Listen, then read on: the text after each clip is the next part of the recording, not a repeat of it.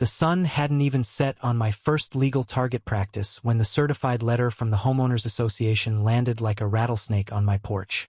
Was this really happening? Brenda from Lot 4B, the self-appointed queen of the covenants, had formally reported my custom-built .308, the one I used for varmint control on my own 40 acres, as an unacceptable public safety hazard. I bought this ranch to get away from suburban tyranny, so how could a voluntary neighborhood group claim jurisdiction over my Second Amendment rights in the middle of nowhere? I ripped open the envelope, the paper crisp and smelling faintly of cheap toner and overblown self-importance. The notice, signed by Brenda herself as the Homeowners Association board president, demanded I cease all discharge of firearms immediately or face a hefty fine and a formal injunction. My chest tightened, a familiar clench of pure, unadulterated frustration. Unacceptable public safety hazard. The sheer audacity of it made me laugh, a short, bitter bark that echoed across the vast, silent acreage. My nearest neighbor was half a mile away. I walked to the edge of the property, the dry, sage-scented air cooling my face. I could hear nothing but the whistle of the wind through the juniper trees and the distant, reassuring clink of the steel target I just hit. This was freedom, the kind they wrote songs about. And Brenda wanted to package it, police it, and pave it over with her ridiculous rules. A deep sigh escaped me, carrying the weight of the last 3 years of petty arguments. The approved mailbox color, the height of my fence, and now, my lawful property use. What was her endgame here? I knew the Homeowners Association covenants were thin on regulating agricultural use, a loophole my lawyer had advised me on when I purchased the land. But Brenda thrived on intimidation. Her whole life seemed dedicated to making other people as miserable and confined as she clearly was. I called Sarah, my attorney. Her voice, calm and measured, was a balm to my rapidly rising temper. Caleb, she's trying to redefine the property's use under the guise of nuisance. We're not going to play defense. We're going to play offense. We spent the next 2 weeks digging. Sarah uncovered a dusty old piece of state legislation related to historic ranching areas and firearms discharge. It was complicated, full of jargon about public interest versus private restriction. And it was our ticket. One evening, sitting by the window, the faint smell of gunpowder still clinging to my jacket, I felt a flicker of hope. But then doubt crept in. Could we actually beat them? Brenda had the Homeowners Association budget and the sheer will of a truly bored tyrant. The pressure mounted, creating a knot in my stomach that wouldn't loosen. I remembered the feeling of the recoil, the sharp crack, the satisfying ring. It wasn't just target practice. It was a way of life, and I wasn't giving it up. This is my land. This is my right. The day of the hearing arrived. The air in the courtroom felt thick, sterile, and cold, a stark contrast to the open sky of the ranch. Brenda was there, naturally, dressed in a power suit that looked 3 sizes too tight, flanked by the HOA's high-priced counsel. She shot me a smug, tight smile, the kind that promised victory and imminent financial ruin. Her lawyer opened with a dramatic monologue about safety, citing the unreasonable proximity of my shooting area to the paved access road, a road used by 3 cars a day maximum. He even brought a large color photograph of my .308 rifle, calling it an instrument of war.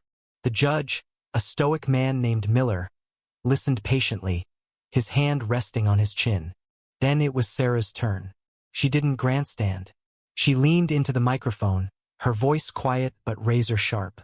Your Honor, the plaintiff, the Homeowners Association claims that Mr. Miller's lawful activities constitute a public nuisance. Their central complaint is the sound and, more importantly, the risk posed to the community by the discharge of a legal sporting rifle on private property. She paused, letting the silence draw out. Brenda was practically preening. Sarah continued, however, by reporting a lawful firearm use to a private authority, rather than a state or federal agency, and framing it as a community-wide safety hazard. The Homeowners Association has, in effect, performed an extraordinary action. My pulse hammered. This was the twist I hadn't seen coming, the secondary twist that blew the whole case wide open. Sarah presented the state statute we had found.